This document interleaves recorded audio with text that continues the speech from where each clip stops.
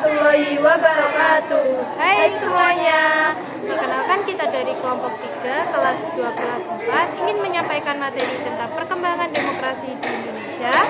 Perkenalkan, saya Siti Muflidah Ma'adadul Ilmiah, nomor absen 33. Perkenalkan, nama saya Anissa Lufiasna, absen 9. Saya Yunita Salman Fitri, absen 10. Mari kita mulai.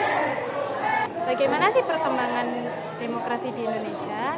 Perkembangan demokrasi di Indonesia telah melalui beberapa fase penting sejak proklamasi kemerdekaan pada tahun 1945.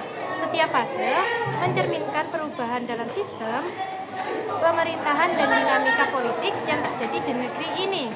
Berikut adalah ringkasan dari fase-fase utama dalam perkembangan demokrasi di Indonesia. Yang pertama, demokrasi parlementer pada tahun 1945 sampai 1959.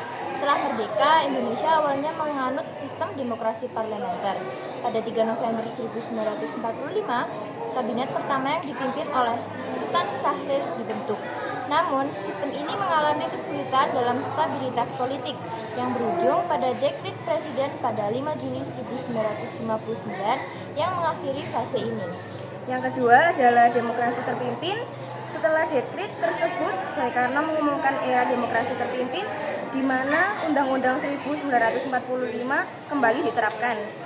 Dalam sistem ini, presiden memiliki kekuasaan yang sangat besar, termasuk pembubaran Dewan Perwakilan Rakyat pada tahun 1960. Namun fase ini berakhir dengan peristiwa G30 SPKI pada tahun 1965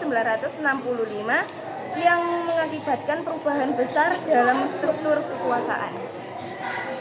Selanjutnya nomor 3, Demokrasi Pancasila Orde Baru 1966 sampai 1998. Setelah jatuhnya Soeharto mengambil alih kekuasaan dan memulai era Orde Baru.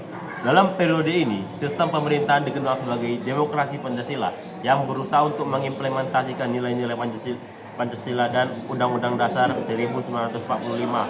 Namun, selama 32 tahun, pemerintahan Soeharto ditandai oleh otoritarianisme, korupsi dan kolusi yang mengakibatkan pengekangan kebebasan politik. Yang keempat, demokrasi reformasi 1998 sampai sekarang. Era reformasi dimulai pada tahun 1998 setelah pengunduran diri Soeharto. Fase ini ditandai dengan pengembalian kepada prinsip-prinsip demokrasi yang lebih terbuka, termasuk pemilihan umum yang lebih bebas dan adil, kebebasan pers serta desentralisasi kekuasaan kepada pemerintahan daerah. Sejak saat itu, Indonesia telah berusaha untuk memperkuat institusi demokrasi dan melindungi hak